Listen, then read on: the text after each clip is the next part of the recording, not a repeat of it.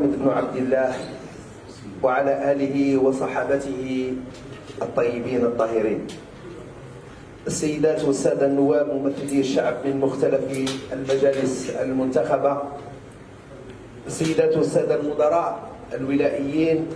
من مختلف الإدارات التنفيذية المحلية، السيدات والسادة الإعلاميين من الأسرة الإعلامية، السيدات والسادة إدارات ومناضلي نقابة الاتحاد الوطني لأرباب العمل والمقاولين، كما أتشرف بحضور السيد ممثل عن السيد وسيط الجمهورية، كل الحضور الكريم، السلام عليكم ورحمة الله تعالى وبركاته. اليوم ومن ولاية وهران، الولاية الخامسة التاريخية، الولاية التي شهدت لها قيادة الشهيد البطل محمد العربي بن مهيدي، والولاية الرمز التي استلمت مشعل الرجولة والشهامة والتضحيات قبل ذلك من القائد الأول للثورة الجزائرية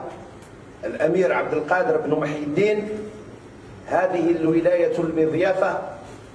والتي تعرف بالباهية تستقبل اليوم فعاليات الجمعية العامة الانتخابية الولائية للمكتب الولائي لنقابة الاتحاد الوطني لأرباب العمل والمقاولين، وتجعلني أستغل الفرصة ومن هذا المنبر أن أشكر لكم جميعا حضوركم كشكر الجزائريين إبان ثورة التحرير الوطني لمواطني وهران في تكفلهم بيتامى عائلات الشهداء الذين أزهقت أرواحهم في رنسا المستضمرة في أحداث 8 ماي 45 بكل من قالما، سطيف وخراطة. أيتها السيدات، أيها السادة، من منا لا تعنيه الجزائر ومستقبل أبناء وبنات الجزائر، ومن منا يرفض الدفاع عن المبادئ التي رسخها أمانة فينا شهداء التحرير الوطني، ومن منا ينكر انتماءه أصالة إلى الشعب الجزائري، ومن منا لا يرجو الله ولا يطمح مناضلا أن تكون الجزائر قوية متحررة من كامل قيود التخلف والفساد، ومن منا ينكر التاريخ النضالي للشعب الجزائري في سبيل الحرية والديمقراطية وتمسكه بسيادته واستقلاله الوطنيين. كلا والله وألف كلا، فإننا كلنا كلمة واحدة نقولها ونرددها بإيمان: أن تحيا الجزائر، والجزائر فوق كل اعتبار. وأننا اليوم بعزم وحزم أكثر من أي وقت مضى ندعو إلى الالتفاف حول مصلحة وطننا، لنعزز قوانا وندعم مؤسسات دولتنا في تحقيق البرامج والمخططات التنموية، وبالتالي تحقيق الأمن القومي على كافة الأصعدة والمستويات، والخروج من التبعية التخلفية، وذلك بتشجيع الاستثمار في الجزائر والدعوة إليه، وتحصيل الرقي والازدهار حتى نضمن الأمن والاستقرار لدولتنا وللأجيال التي تأتي بعدنا. وقد أصبحت القوانين جاهزة ومحينة يتصدرها قانون الاستثمار الذي ينظم ويحفز ويفتح المجال واسعا للمتعاملين الاقتصاديين للاستثمار في بلادنا. بلادنا الجزائر الدولة القارة، بوابة إفريقيا التي تتربع على أكبر قدر من الثروات الطبيعية والظروف الملائمة لإنجاح القفزة النوعية نحو نهضة اقتصادية حقيقية، ومنه سنحقق بأكثر نجاعة، أقول بأكثر نجاعة، تعزيز القدرة الشرائية وإنجاح تحقيق خلق مناصب للعمل، ومن هنا ستتجسد السيادة في عدم التبعية الاقتصادية، ومن هنا سنرسم حاضرنا ومستقبلنا، لأننا وبالمشاركة الواسعة والمتضامنة في الاستثمار،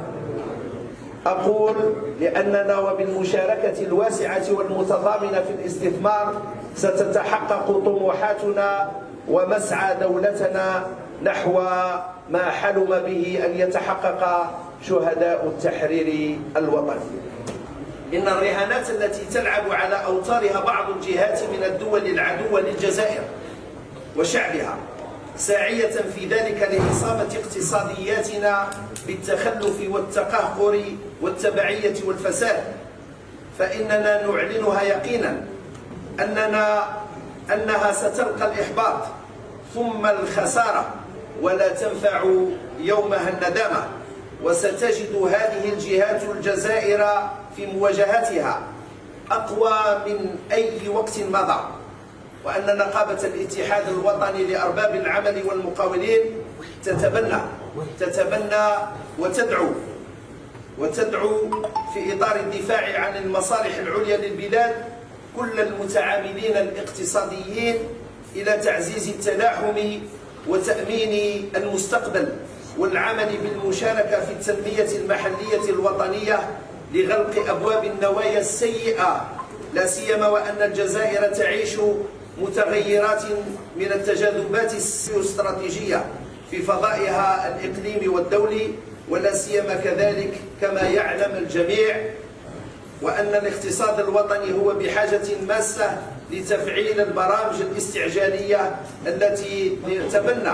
أسسها وأنظمتها سيادة رئيس الجمهورية، خاصة فيما تعلق به الأمر ضمن مخططات العقار الصناعي وتهيئة الإقليم ورقمنة القطاعات الاستراتيجية وإعادة هيكلة الأنظمة المصرفية والبنوك واستغلال الثروات الطبيعية ضمن مخطط استغلال المواد الأولية للإنتاج المحلي والوطني بألوان العلم الجزائري. كل هذا ويزيد يجعلنا نستفيق لأجل أن نعمل موحدين في جبهة داخلية واحدة ضد أعداء الجزائر وكل من يعادي قوميتنا وتاريخنا ووطننا وجيشنا، الجيش الوطني الشعبي سليل جيش التحرير الوطني. أيتها السيدات وأيها السادة، نهنئ الجزائر في قيادتها وفي دبلوماسيتها وفي جيشها، ونتمنى كل الخير للجزائر ولكل العالم المسالم الصديق، ونستذكر ونشيد بالكلام الذي قاله سيادة رئيس الجمهورية خلال فعاليات أشغال منتدى سانت بطرسبورغ الاقتصادي الدولي في روسيا الاتحادية، حيث قال: